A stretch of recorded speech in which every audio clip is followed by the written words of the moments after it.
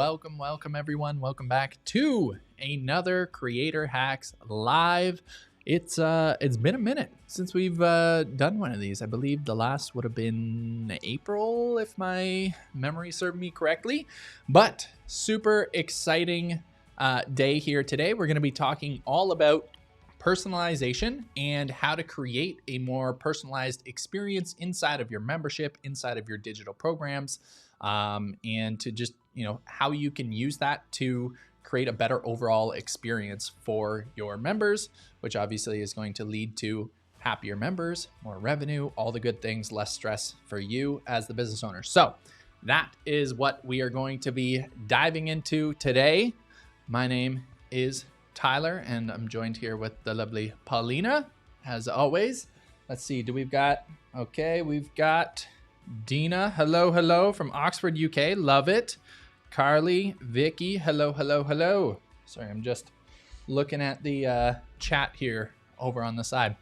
All right, so I'm super excited about this. I think we're just gonna dive right into the presentation here, and there's gonna be some sort of interactive elements. I'm gonna ask you guys some questions here and there just to make sure you're still paying attention.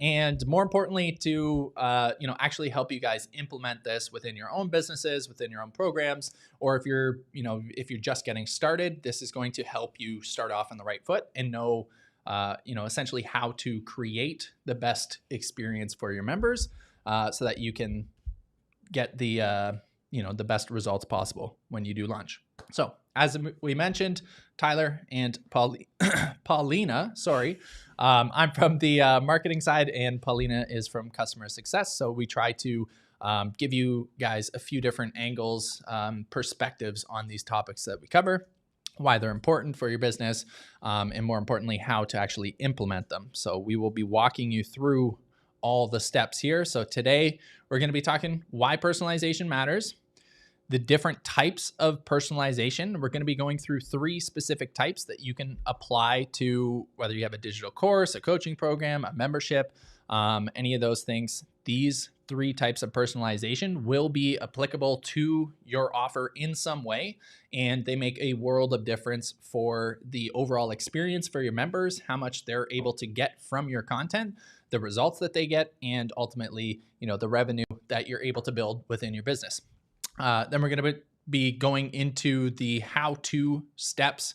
We're going to walk you through, segmenting your content and what that all involves, and give you guys some next steps so that you have, the actions that you need to take leaving this call to actually start implementing. This isn't just going to be a, this thing is so great, these are all the reasons why, and then you're just kind of left scratching your head, not knowing what to do.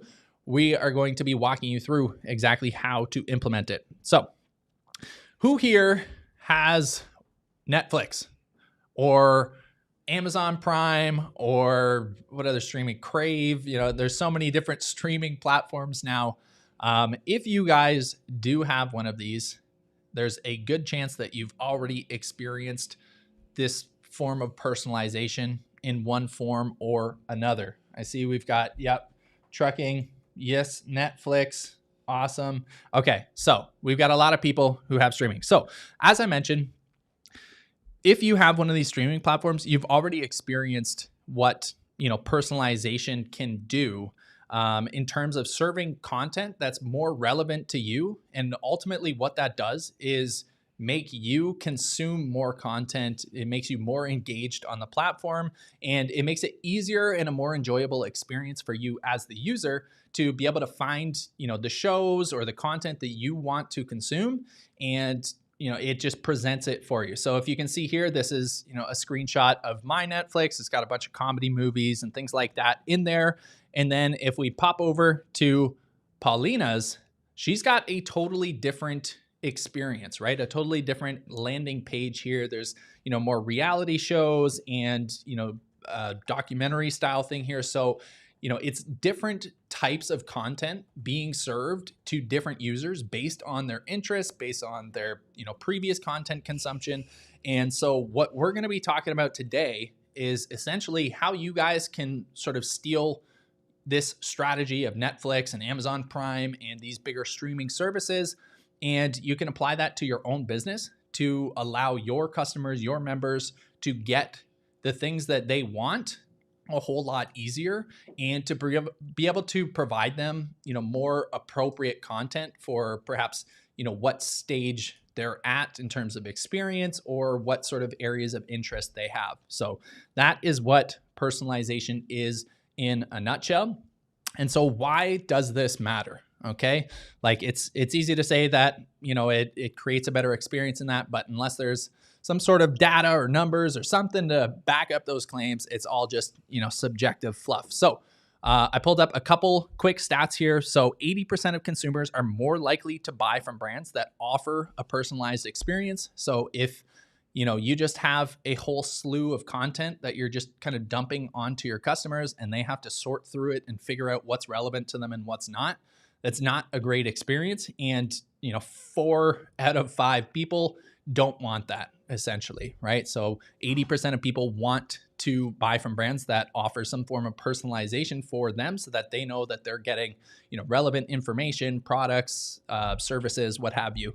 Also, personalization can boost your revenue, no surprise there, 5 to 15%, and cut your customer acquisition costs by up to a half, which is massive. If you think, usually the most expensive part of your business is just acquiring new customers, right? So if you can cut the cost of that in half, that creates, massive increases in overall revenue and profits and the bottom line of your business, and, how healthy your business stays and how you're able to keep serving your members, right? And then a third example here is Spotify, their Discover Weekly playlist that offers, a personalized music selection playlist for their users. They actually found that users who listen to that playlist are likely to stream 2 times longer than the users that don't listen to that curated playlist. So again, it's just emphasizing how important personalization and curating the right content for the right audience at the right time really is for you and your business. So quick poll in the chat here. Do you feel like your content that you're offering today is personalized enough? We've got A, not at all. B, a little bit. You've done, some sort of like categorizing and organizing your content. C, pretty well. Or D, you're absolutely crushing it. You've got all of your audience segmented. You've got, personalized learning paths for all of your members, all of that. Where are we at in the chat? Sorry. I see Jackie A, Trucking A, Jennifer A, Better Pick a Ball A. We got a B there, a couple B's. Okay, so I'm seeing a lot in the chat that a lot of you guys aren't quite there yet with, the content personalization. And so that is what today is going to be all about. We're going to walk you through the steps. We're going to, show you the actions that you got to take and then walk you through it so that you can follow along and you can get this implemented and make sure that you're delivering, that high value personalized experience for each and every one of your members. Okay, so here again is just a few more examples of basically different companies that you're likely aware of or have heard of. These are massive, massive brands, and just kind of showcasing how they personalize their offerings and, why it works, what that means for them. So at the top here, we have Spotify. We already mentioned that. So they have, the Discover Weekly playlist. They have the Release Radar. Both of these are curated playlists based off of essentially like your listening habits. So if you tend to listen to certain genres of music or certain artists, then whenever those like artists or people within that genre release new music on a weekly basis, they'll, update and curate a new playlist for you.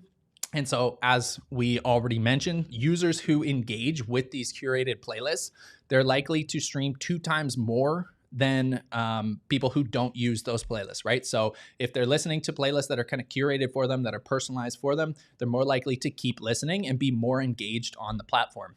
Then we have Duolingo here. So they have a bunch of different personalization elements that they've implemented. They've got an AI tutor. And the biggest thing with them is they have stage-based lesson paths. So essentially, when you start out with Duolingo, if you're not familiar, it's a language learning app, and it's probably the most popular language learning app there is right now. I believe they have 500 million users or more. But essentially, they offer a series of basically like quizzes or like onboarding steps to kind of figure out where you are. If you're someone who's like brand new to learning the new language, or if you're someone who has a little bit of experience, a little bit of vocabulary, and you're just trying to become, more fluent and conversational and that sort of thing. And it will basically create a new learning path for you based off of where you're at and what your experience level is. And then it will kind of tailor the lessons and the units and all of those things to where your skill level is at, so that if you're someone who is, say you're trying to learn Spanish and you're kind of at like an intermediate level, you can form some basic sentences, you have some good vocabulary, you have some experience with the language. You're just not at the point where, you're able to hold a conversation on your own, and, you're not able to like really express your opinions or your thoughts in that other language. If you sign on to Duolingo for the first time and you're wanting to, you're at a more advanced stage and you're wanting to get to that fully fluent conversational level in Spanish as quickly as possible, if you hop in and they say, this is apple, manzana, this is he, if it's too basic and too beginner level, you feel like it's not for you. And it kind of like turns you off of the whole experience, because it feels like you're getting punished for being more experienced, essentially, right? And so in that case, it would feel like you'd have to go through all of these beginner lessons that you already know just to be able to get to the relevant content for you. And so, in the chat with a lot of people responding how they don't have any personalization, this can be what the experience is like for your members, right? So if someone is at a more advanced stage and they sign on and they get like the absolute most basic beginner level foundational lesson first, they might feel like the program's just like not at their level. And, that's when things like immediate like cancellations and higher churn rates and stuff turn up, because people just feel like, oh, this isn't for me, it's too beginner. Or like, on the other side of that, if you're starting out with something more advanced and they're at the very, bare bones beginning level, if they see something that's too complicated or too difficult for them at their current stage, they're likely to just tune out and, ask for a refund and that sort of thing. So that's why this is so important. And again, this personalized learning path helped Duolingo grow to more than 130 million monthly users, which is insanely massive.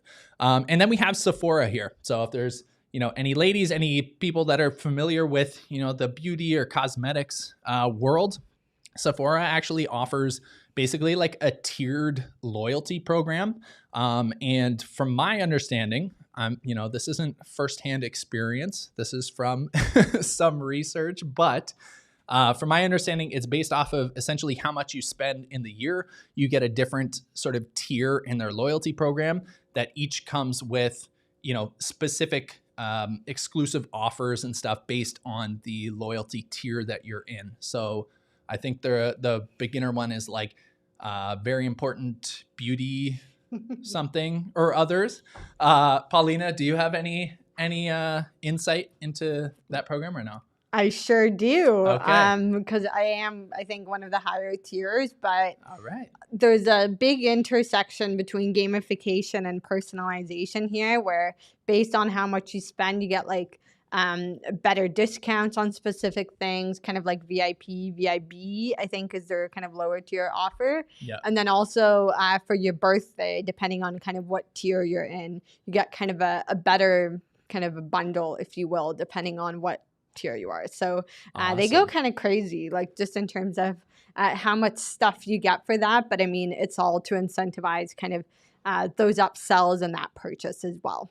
Absolutely. And you can see, why it works here on the screen is, this sort of personalization, this tiered loyalty program boosted their overall engagement from their customers by 30% and increased their conversions by 11%. So they're able to, sell more products, sell it more frequently, and keep their customers coming back and happy to be purchasing more because they feel like they're getting, if there's someone who's like a very loyal customer who's spending a lot of money, they're getting, sort of exclusive higher end perks and benefits for their level of loyalty. So again, that just kind of like creates that loop where like, the more you spend, the more loyal to the brand you are, the better discounts and deals and incentives and stuff you get. And so it just kind of creates that, that flywheel effect that really creates raving fans. So with that, these were actually examples. Let me just pop back. So these were examples of the 3 different types of personalization that we're going to be talking about. And that's why I included these examples here. So,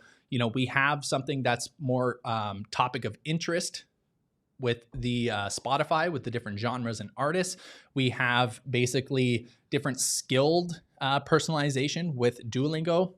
And then Sephora is different, purchase tiers, essentially. So let's jump into these 3 types of personalization. And then we're just going to hop over to Paulina, and she's going to actually walk you through exactly how to apply each of these types of personalization inside of membership.io. So the first, as we mentioned here, is skill-based personalization.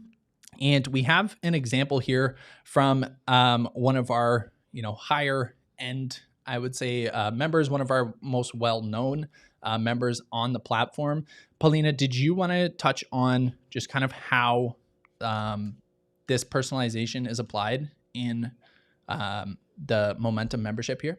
For sure. So Momentum by Amy Porterfield does have a success path that accurately captures kind of where someone is in their course creation journey. So you can see that in Amy's onboarding process. She keeps it really simple, by the way, which is what we recommend. She has one simple question that essentially allows members to indicate what stage they're currently at in their course creation journey. So the idea here is that we use a single select multiple choice option or attribute, as we call them at membership.io, to find the option that best reflects kind of where we're currently at. And then based on how each person fills out this specific question in onboarding, they see something slightly different in their actual hub experience. So we create that connection between kind of the onboarding and then the personalization there. And we'll spend a little bit more time talking about this kind of when we get into the implementation part. But a lot of the power here comes from that self-identification piece. We've seen, the pros and cons of doing a logic-based quiz that kind of gives people a quiz score at the end and then puts them into a specific stage based on kind of, their qualifications, if you will, or just kind of what experience they have. But we find that there's actually a lot of power that just comes from self-identification because it's the first step in making progress, just in terms of admitting kind of where you're currently at. And actually, if you go through Duolingo's kind of initial onboarding, they do kind of give you the option to kind of decide, how fluent you currently are in the language that you're looking to kind of discover. So for example, I use it to brush up on my Polish. I am a native Polish speaker. So for that reason, I had the option to kind of indicate that I already know Polish, but it's roughly just kind of getting clear on the specifics as it comes to not understanding, but speaking the language better as well. So that's one form. Tyler, I'm not sure if we're going back to you or I can explain the next one, which is all about topic-based. For sure. I just wanted to point out there with the, sort of sorting your content or, serving your content based on their sort of skill level, as we saw in Amy Porterfield's case there. I think a lot of times as like the business owner or the content creator, this idea of like personalizing your content can feel like a big thing, right? And can feel like something where you're like, well, I don't know exactly how to like sort the content. Like maybe these people would be best with like, this type of content and that. So what Paulina pointed out there was like that self-identification, that sort of onboarding question, that simple prompt that gives them a few different options. It allows them to kind of like put themselves into their own, that bucket for you. And you don't have to try to, guess where to place those members in that case, right? So that's where, that sort of self-identification of where the members are and having that attribute set up in your onboarding process, which again, we're going to show you in just a minute here. I think that really highlights like how important that is, and it frees up a lot of the, the like stress and the worry and the overthinking on your part as the creator of trying to figure out, who to serve what content to.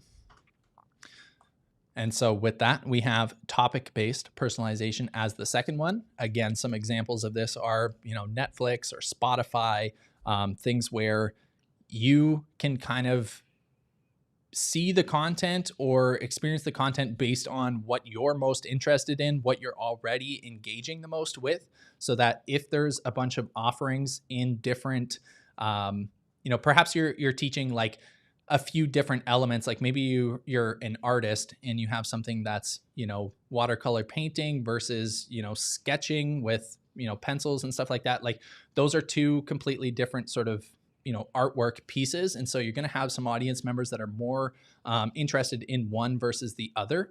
And so let's jump into the next example here with Paulina, and she'll show you again what this topic-based personalization can look like inside of membership.io. Awesome. So I love that you mentioned Netflix, because Heal Your Life Plus, which is a video-based membership by Hay House specifically, I think definitely echoes that model, and very similar to what we saw in the first example. Their onboarding questions kind of cover topics as opposed to skills. So we have the option here to kind of talk about what our personal transformation goals are, and you can see that unlike the skill-based one, where we are essentially trying to put people into one bucket depending on what their skill or experience level is. Whereas the kind of big difference between skill-based versus topic-based is that, you can fall under multiple topics. So as Tyler mentioned, there's, specializations within a specific area, within a specific skill. And oftentimes topic-based content is kind of stage agnostic as well. So you have the option as well to kind of give your members a menu, if you will, of specific topics that you do cover. And what's really great about examples like this is, yes, you can use it to kind of create a really unique homepage using specific section types, just to kind of create a really dynamic experience that covers a lot of different types of content that kind of falls under that topic. But it's also great because you can use questions like this to also help you determine what content to create if you haven't gotten there yet as well. So the process that we're going to be covering today, it works if you have content. It also actually works if you don't have any content that you're serving up just yet. A lot of people, what we do when we help people kind of migrate or build new products on membership.io, is we kind of think forward in terms of what type of content they do want to create. And we ask a couple onboarding questions to kind of get clear on kind of where most of your members currently are, as it's a great way to kind of see what your content gaps are in terms of, 75% of my members are beginners, but actually most of the content that I have, serves, people that are a little bit more intermediate or advanced. So it's a good kind of analytics tool for content creators as well, as it does help you kind of cut through the noise and get clear on exactly, what's the ratio between my content and my people, in that, are the things that people are most interested about what I'm currently creating content for, or do I need to maybe shift my content creation strategy to better reflect the current needs of, where most of my students are as well. So a lot of options that way. And again, that's for topic-based personalization. And then the last one here is purchase-based personalization. So unlike the first two, which specifically cover kind of how the user feels and, how they would like to self-identify, a purchase-based personalization is triggered by, a specific tier of product that someone purchases. Unlike, topic or skill-based where I can kind of select it. So generally the trigger here is a little bit different. We actually won't be covering the first part for purchase-based personalization today, just because that differs a little bit based on what specific shopping cart you're using. So whether you're using Stripe, whether you're bringing in kind of an external cart, if you're using Kit to kind of pass information to membership.io, setting up purchase-based personalization kind of starts there. It starts with your cart. Then it's a matter of passing that into membership.io and applying the segments accordingly. So we'll be covering kind of the bottom half of that specific process in terms of how to connect those segments. But when it comes to the trigger, it won't be in the presentation today. So before I jump into the example here, Tyler, anything else from you in terms of purchase-based personalization? Because I know that one of the benefits of personalization is upsells. So how do you see this maybe connecting to upsell opportunities as well? Yeah, absolutely. So, the main thing with purchase-based personalization, think of, offering sort of VIP access, whether that's content or, I don't know, exclusive access to certain areas. You could have a community area that's only for your highest tiered members. And so essentially you're breaking your content up into sort of different levels of purchase tier. And so if you have sort of your starter, your foundational level program, and then you have like a VIP upsell, for example, right? Or like an elite or premium package, those are usually terms that are sort of synonymous with, higher tiered product offerings. It just allows you to provide additional content, additional resources, additional access to that specific audience while still serving your sort of foundational level members as well. So it's a great way to sort of incentivize people with those upsells with the higher tier product offerings in order to just increase the overall lifetime value of your customer. And there's a lot of like sort of different psychological elements that play into it too. But essentially, you're kind of creating that FOMO experience, right? Where if people in like the base program are kind of seeing some of these exclusive perks and benefits of that, of upgrading and, perhaps like a VIP sort of like communication area and, all of these different things, it kind of makes them feel like, maybe it is worth, the extra access, or maybe, that extra resource would really be worth the extra, $47 a month or whatever it might happen to be for your program. But yeah, it's a great opportunity, a great way to basically just reward your most loyal members and customers and make them feel, that they're getting additional benefits for being that much more loyal. And just in regards to, this, we talked about Sephora as an example. I'm sure there's a lot of you in the chat here that are, members of their loyalty program, but is anyone else, are you part of any other loyalty programs? Because that is typically what, purchase-based personalization is. Like, does anyone here have a Costco membership, right? That's another example where there's the base level membership that allows you to go there and buy groceries and get $1.50 hot dogs and drink.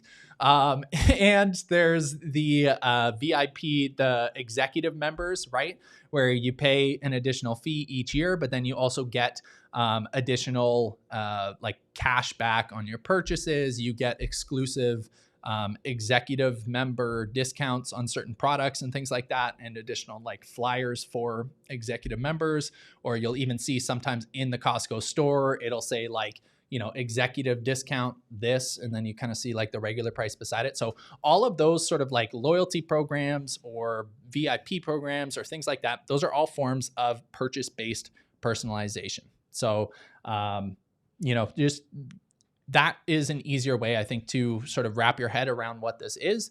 And again, we will jump into basically an example of what this is, and then we're going to actually dive in and show you guys how you can apply these 3 types of personalization inside of your own products and programs. So let's kick it back over to Paulina and walk through the example here of purchase-based personalization.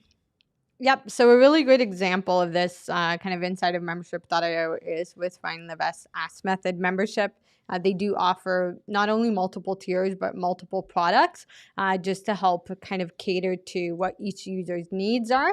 And then based on specifically what that member has purchased, they'll either see, all 3 programs reflected in their dashboard and they can kind of click between them. Or if they've only purchased a specific selection, out of kind of the total products, then we'll see that adjusted and the other program just won't appear there as well. So a lot of different ways to kind of set that up. It actually involves a lot less processes than topic and skill-based personalization because, again, that trigger is just automated based on someone's purchase. So it is a little bit simpler to set up than the process that we'll be covering today. So in a nutshell, through looking at these examples and kind of chatting about the data behind personalization, it becomes really clear that personalization is a really useful tool for driving content consumption and completion.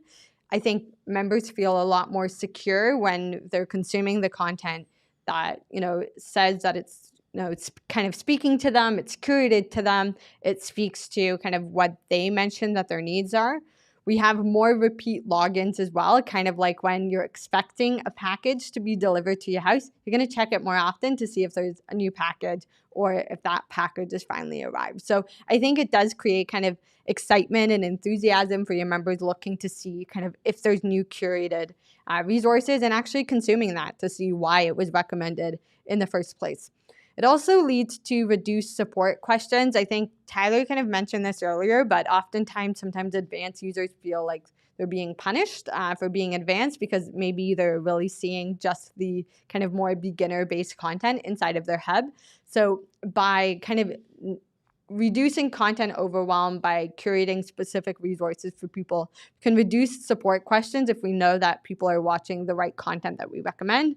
And then that leads to more upsells as well when our members are happy to begin with. So with that, we're going to dive into how to actually implement this inside of membership.io. You're going to head to app.membership.io, which is the link for your account in order to sign in to get started. The process that I'm going to be walking through today is our 4-step or 4-part process for kind of implementing topic or skill-based personalization. It does require the Grow plan or up. So if you are on the Start plan, I would recommend, still stick with us today because I think it is of value to know the opportunity that you have with personalization. But I did just want to disclose that the segmentation feature, which is needed for personalization, is available on the Grow plan or up specifically. And then I'll be walking through, again, kind of that step-by-step process along with some visuals to help you kind of get context in terms of where to go inside of your account. If you'd like to kind of go through this yourself as well and you don't want to wait for the replay, you can also scan that QR code that we see on the screen right there just with your phone camera, and it's going to open up a written guide version of this exact same process.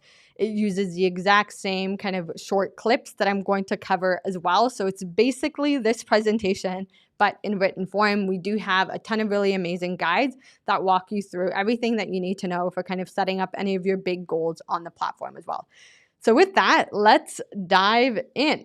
Okay, so before you start, you first need to decide what personalization type you want to use.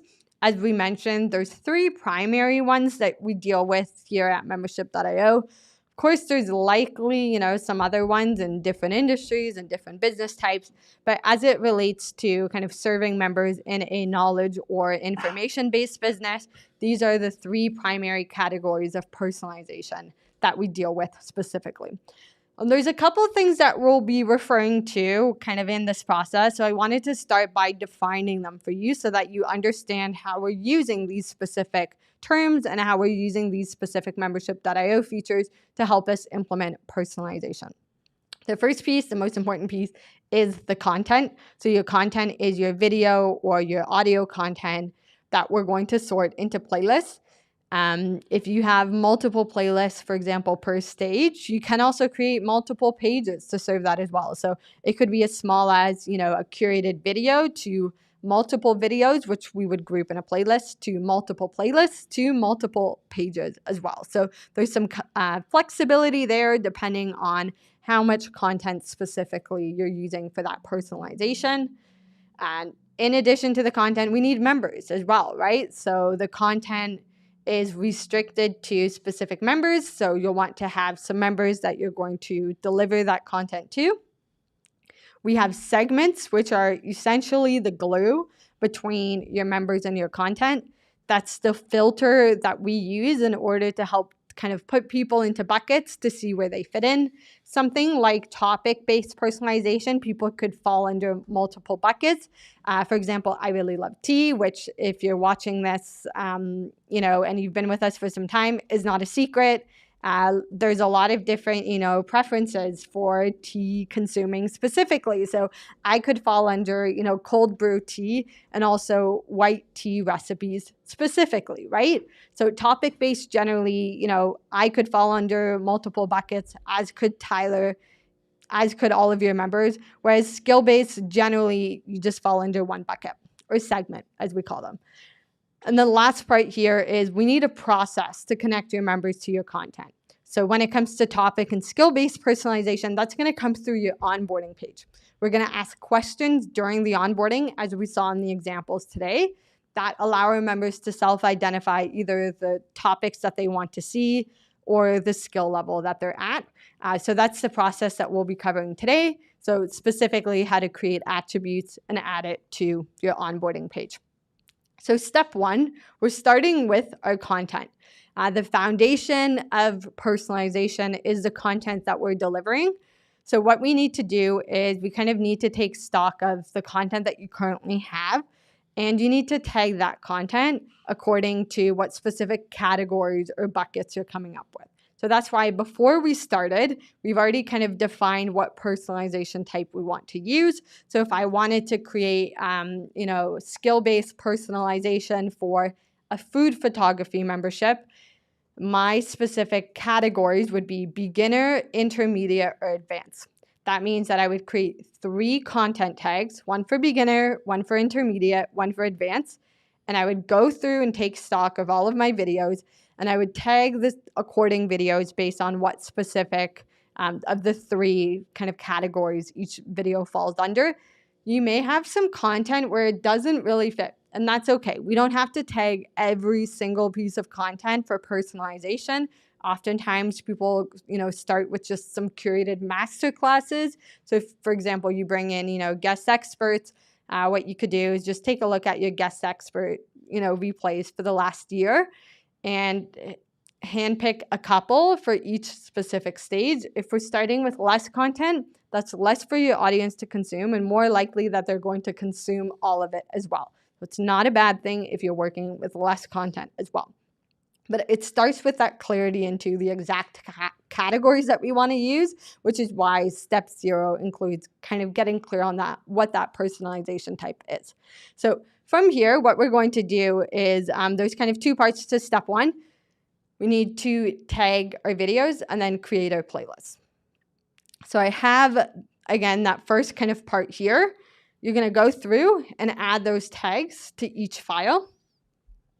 You can see here in my library, I can select a couple. Once I'm happy, I'm going to click Edit and add a content tag. And then from here, I'm going to select what specific, tag qualifies these files in terms of that category. And then that's it.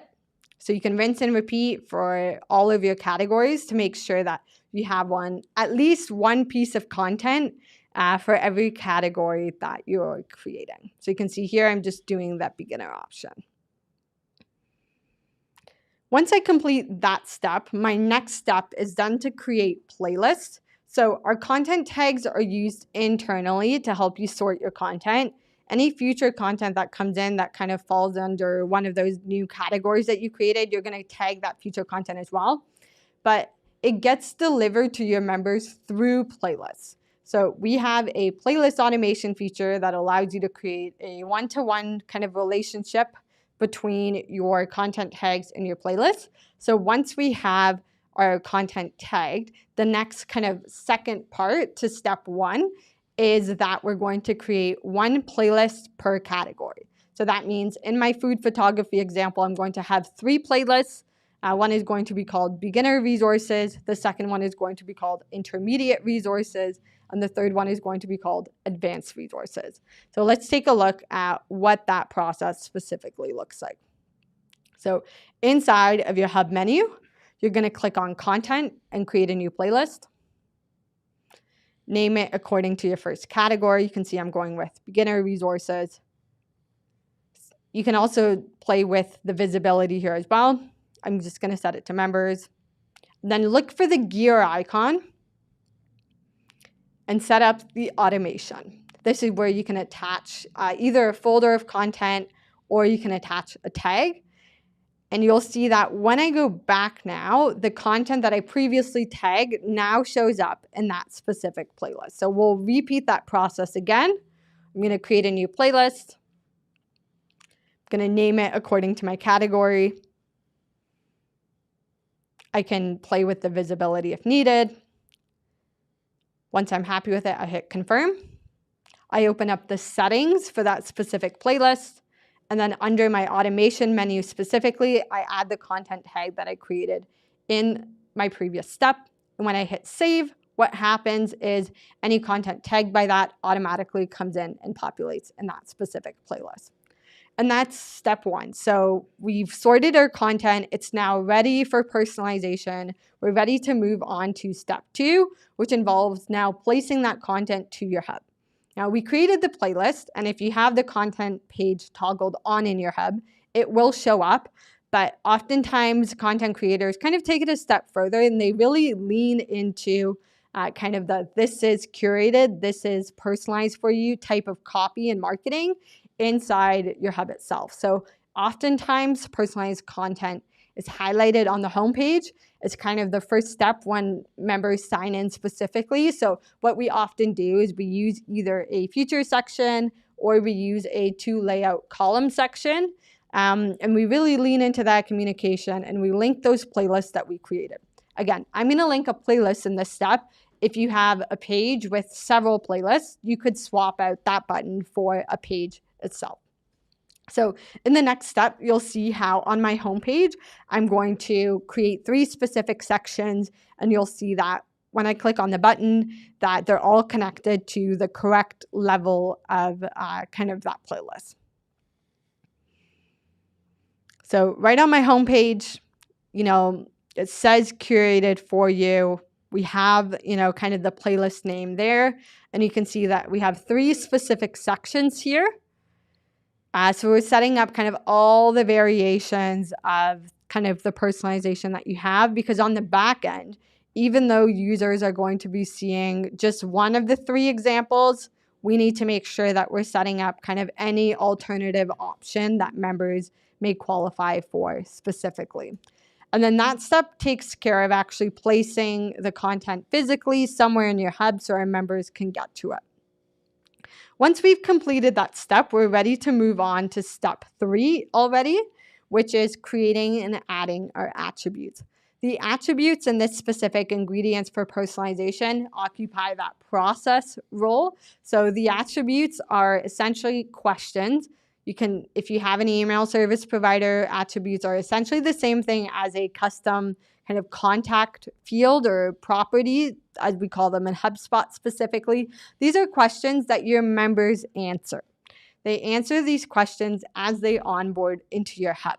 So this step specifically involves 2 parts. We need to first create that attribute, and then once that attribute is created, we need to update our onboarding page to make sure that that attribute appears. Because just like the content, actually creating the attribute doesn't automatically add it to your onboarding page.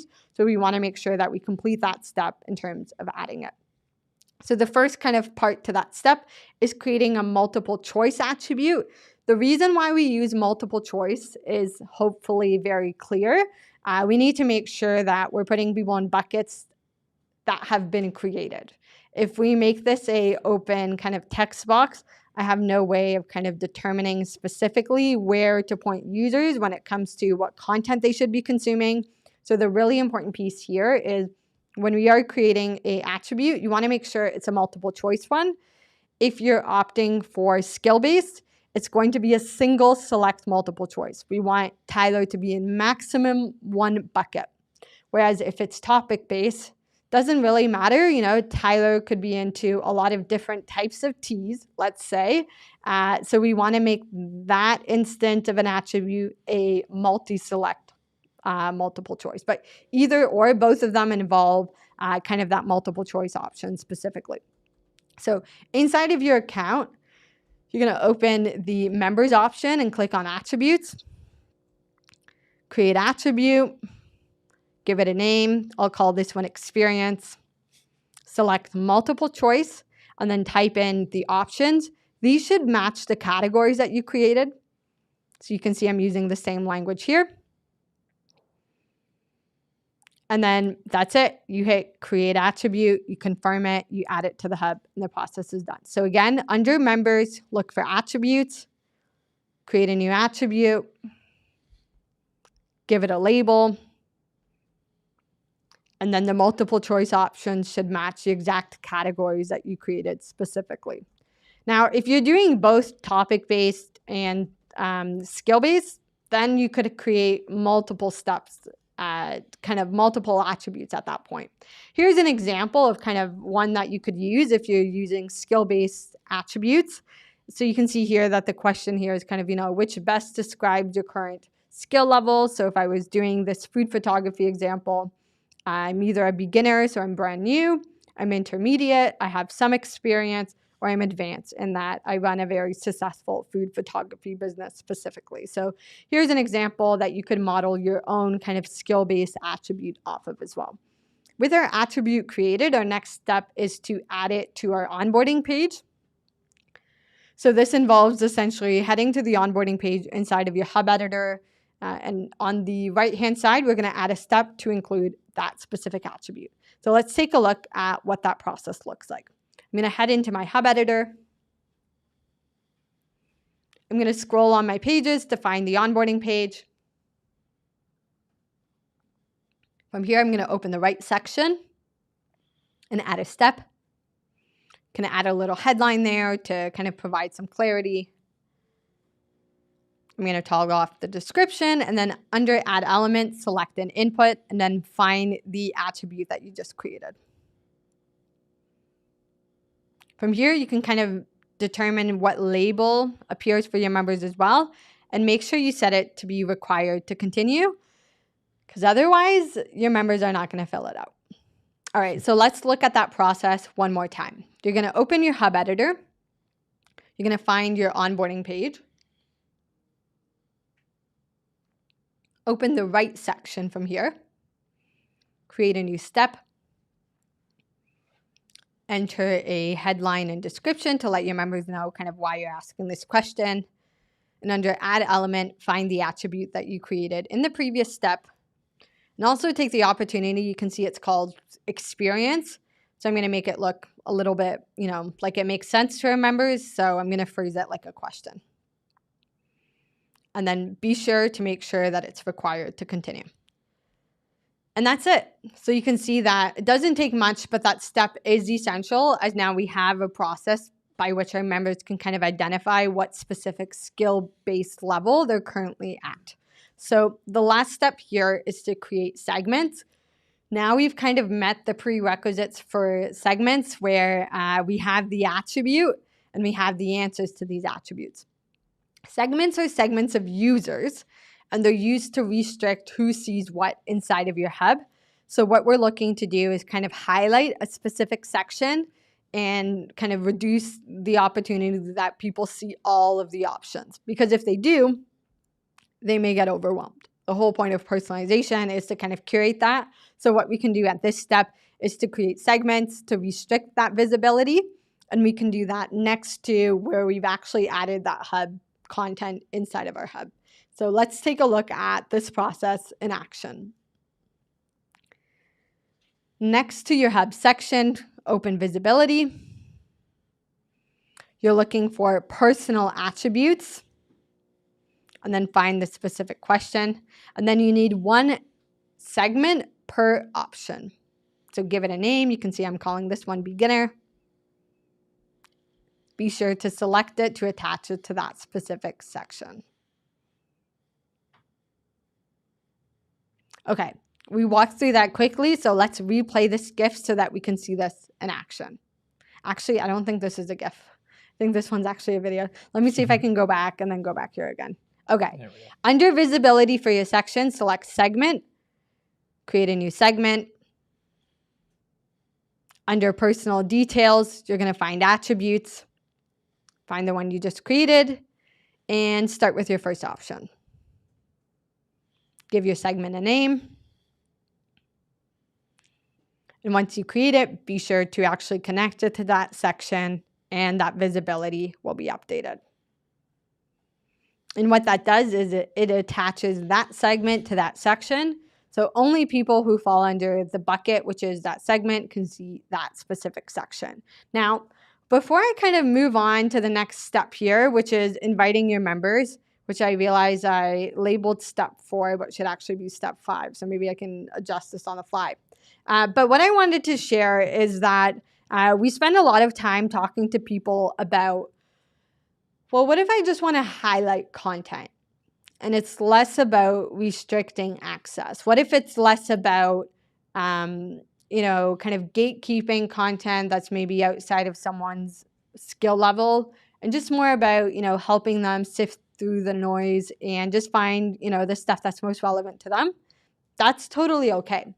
What you can do is you can make it a little bit harder to get to all the rest of the content, but still have it be available, and just really highlight one specific section on the homepage. So a kind of common example that we see here is that on the bottom of your page, you could have kind of a scroll section that has all the different kind of topics or categories that you're creating. That gives members the ability to kind of see a map of their skill level and kind of how they can advance. It also gives them the opportunity, if you're using topic-based personalization, to kind of go between different topics as well. Maybe there's some that aren't necessarily a goal to them now, but your members simply want to explore what other options are available. Totally doable as well. You would just make sure that anything that you want everybody to see just isn't locked to a segment. The other opportunity that we have here as well is that if we're repurposing something like masterclasses in that example for my curated content, members could still technically find all the masterclasses under my masterclasses playlist. But what we're doing with the kind of skill-based personalization is we're curating, 2 to 3 masterclasses per experience level, so per skill level, and showing our members that content really, again, just using a different specific lens. So don't feel tied down to completely restricting content, as you do have the option to highlight content as opposed to restricting content when it comes to, both topic and skill-based personalization. So step 5 here, which I'm happy that my little copy adjustment went through, is inviting your members. So you do want to lead with kind of communication in terms of letting your members know kind of what awaits them inside of the hub. It's a great kind of opportunity to spark curiosity for your members as well, to hopefully incentivize them to sign in. I mentioned in this specific kind of little section here, and also in the guide, that if your hub is already live, that means if there's members already in the hub that you're adding personalization to, because your existing members have already completed onboarding, technically they won't see that attribute the next time that they sign in. But we do have kind of a feature on our team's backend where we can reset hub onboarding for you. And what that basically means is it takes your list of existing users and it resets their onboarding to 0, which means that the next time they sign into their account, so their hub specifically, they will review any kind of previous attributes they've previously filled out, and they'll fill out the new attribute that you've created for them as well. So you do have the option, if your hub is live, to add personalization to a live hub. Just reach out to our team at help@membership.io, and we're more than happy to complete that for you. All right, and at that point, we did it. That's the whole process. As you can see, when we kind of break it down into steps, it becomes a lot easier to kind of put together. So we're going to bring Tyler back up here because I know he wants to ask a very important question. Yes. Well, actually, before I get to the question on the screen, Paulina, what happens if maybe I'm not sure exactly where one piece of content might fall into in terms of, intermediate or advanced? Or what if I want a piece of content that's kind of in a in-between stage to be visible in both intermediate and advanced? Like, is that possible? Can you have more than one tag? How would that work? Absolutely. So content can fall under multiple categories.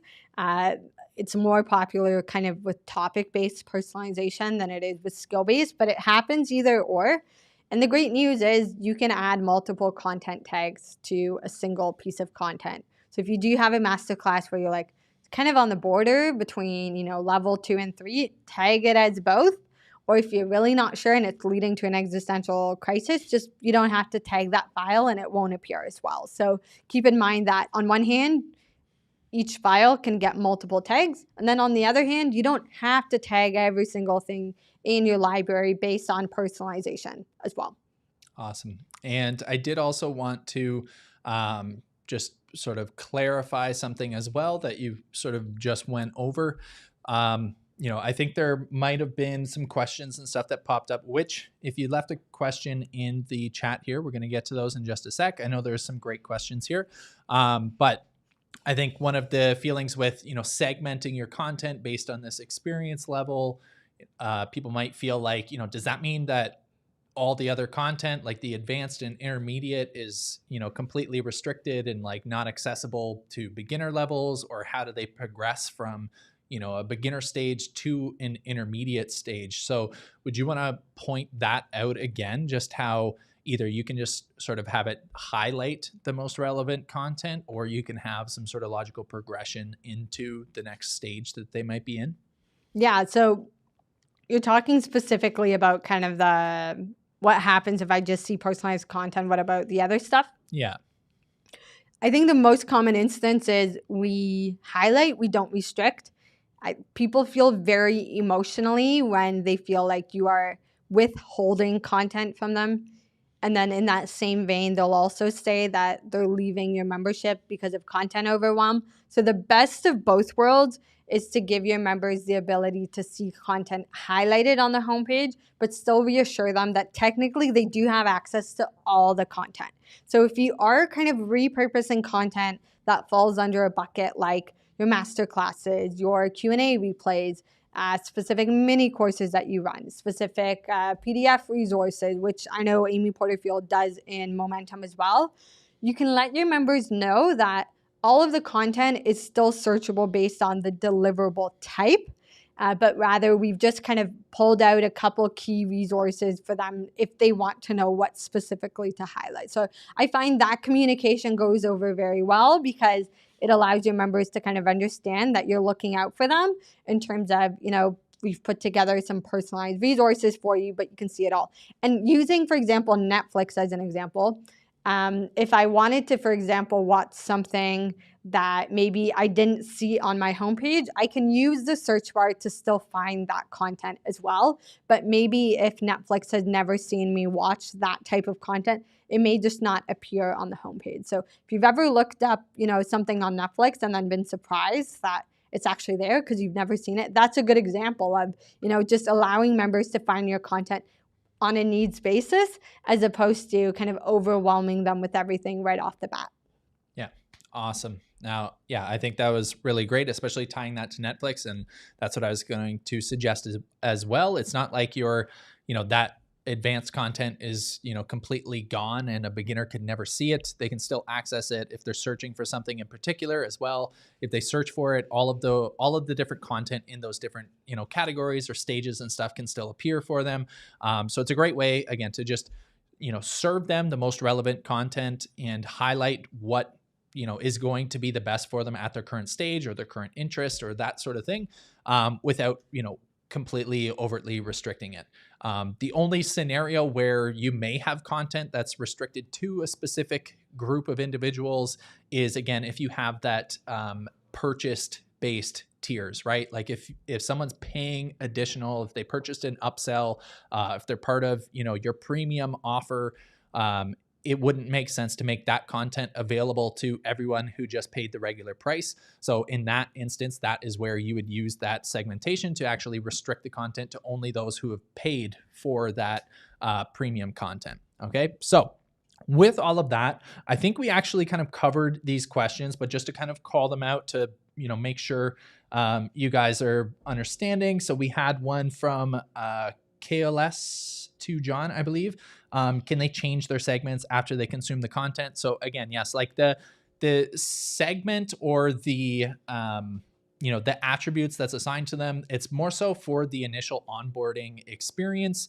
And again, it's just going to highlight the most relevant content for that individual, but they'll still be able to progress through and access all of the content. It's just you're making it more visible, the things that would be meeting them where they're at, right? So if they're more advanced, it doesn't make sense to show them like the very beginner basic level 1 thing that's that they feel like they're way beyond, because it's just going to make it feel like the program maybe isn't at the same level that they are, and it's not going to meet their expectations. And that's when things like cancellations and refunds and stuff like that come up, is just when the person feels like the product or program isn't really meeting their needs with where they're at.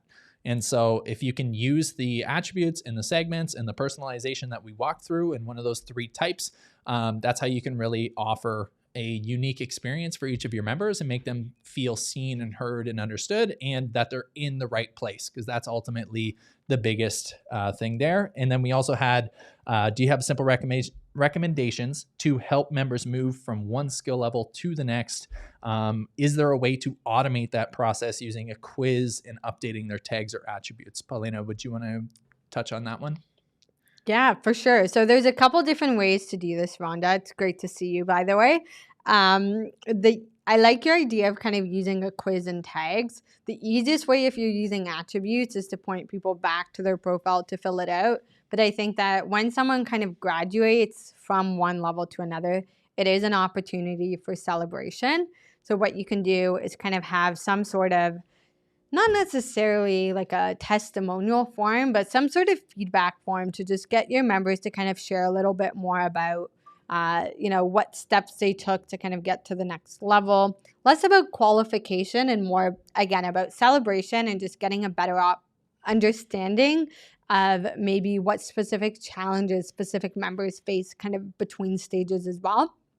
If you do share, for example, community wins on a call, then it is also a really lovely opportunity just to kind of bring people up, even for a hot seat, to kind of talk about, what helped them get to that next level and scale to that next kind of tier. So I think that some sort of, not necessarily an automated quiz, but a collaboration between pointing people to the profile where they can kind of update that and then having them fill out some sort of form is a good opportunity to make sure that you're collecting some data along the way.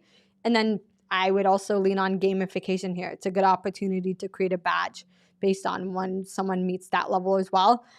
One thing that we're really passionate about kind of in that graduation stage is that content consumption doesn't alone equal progress. So it's something that Tyler and I have talked extensively about in our gamification hack. And that's because we also want to make sure that we're kind of qualifying that progress in terms of, you watched the thing and then you actually went and you implemented what you learned as well. So great question there from Rhonda. And then there was another one that I know our team has already covered because they're the best, but I do want to go back because I think it raises a really good point. Grassroots Parenting says, I am in momentum, like the personalization that Amy's created. But if there are 4 stages or buckets of where your members are you basically having to create 4 times the content?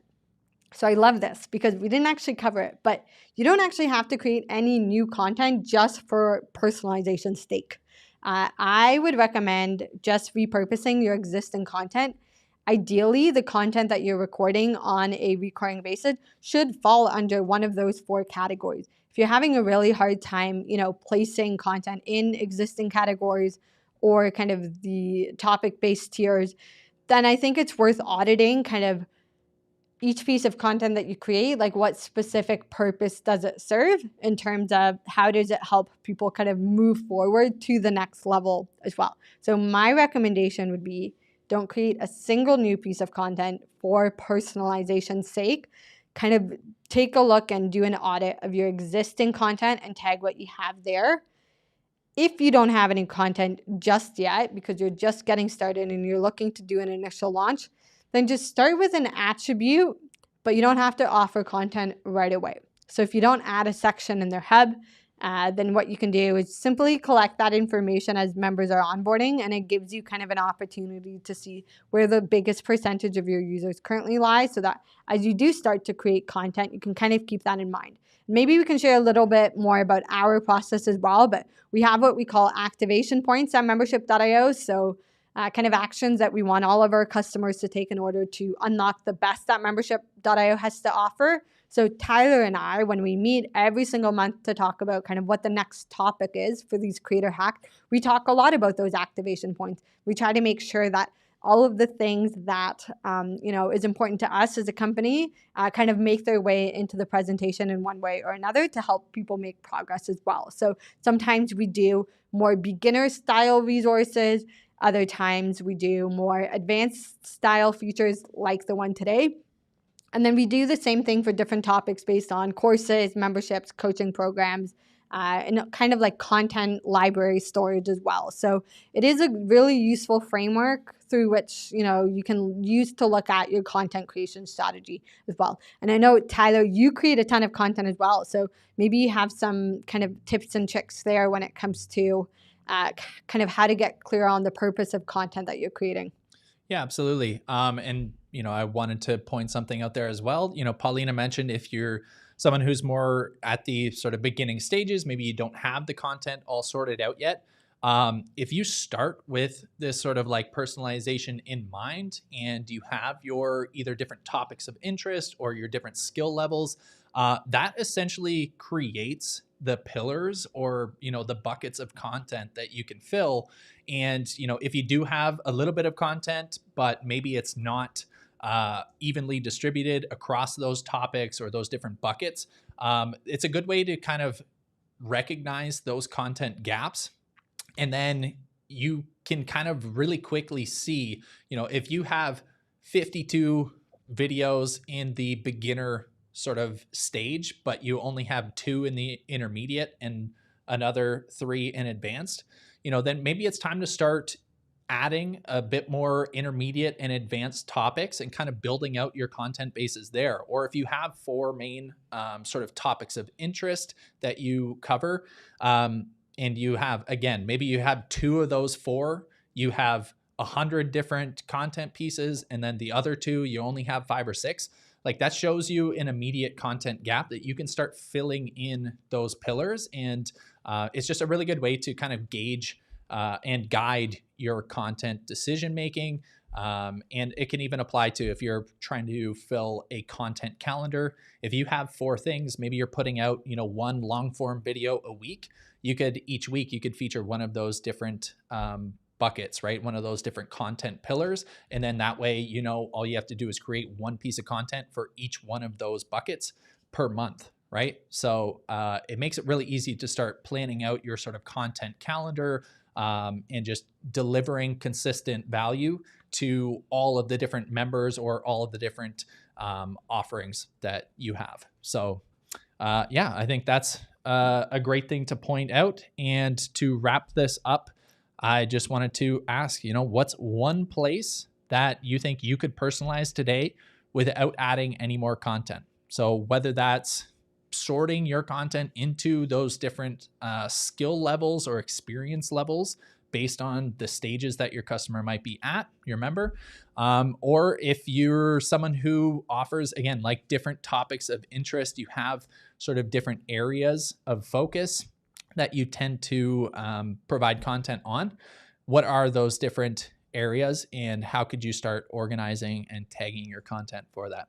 So I hope you guys enjoyed this one. I think this one is super, super valuable regardless of what stage you're at. If you're just getting started, you're just trying to figure out and, create your first launch, having this sort of end goal in mind is a great way to keep yourself organized and on track for, as you scale. It makes it a lot easier to automate things and, not get stuck at the point where you have this huge, massive content and then you have to go back and sort and sift and set things up later down the road. It kind of, helps you get ahead of things. And then again, if you are someone who has a ton of content already, this is a great opportunity to, essentially stop overwhelming your members, stop flooding them with just a horde of content, and to start serving them things that are more relevant for them. And so as we close out here is a little fast action checklist we put together for you. It is very simple, 4 things here. So decide on a personalization type, one of the 3 that we talked about here, whether that's, skill-based, whether it is topic of interest, or it is, purchase tier based. And then go ahead and create the attribute to be able to start segmenting your members and saying, this piece of content is in this bucket for this member, this piece of content is in this bucket. And again, attribute, that can seem like a little bit of a scary word. It's literally just a question that your audience answers when they first join your program. Okay. And then you can create your segments so that you can either restrict or essentially highlight that most relevant content for your members based on what stage or what topic of interest they self-identify with during that onboarding quiz. And then deliver your personalized content. It's as easy as that. I hope you guys got a lot out of this creator hack today. It is super, super powerful when done right, as we saw with all of those big brands and businesses. Almost every, major brand and big product that you use offers some form of personalization now. And again, it's something that's expected from 80% of consumers. So it's definitely something you want to pay attention to and apply to your own business. Thank you guys all for tuning in. Always fantastic to have Paulina here with me, co-hosting these and showing you guys exactly how to implement everything that we're talking about. We will be back again next month with a new creator hack. If you have any feedback or anything, you can always reach out to us on socials, on Instagram or Facebook, or here on YouTube as well. And feel free to let us know if there's a certain topic or thing you want to cover in a future one. And we will see you all again very soon. All right. Thanks, everyone. Until next time. Great job.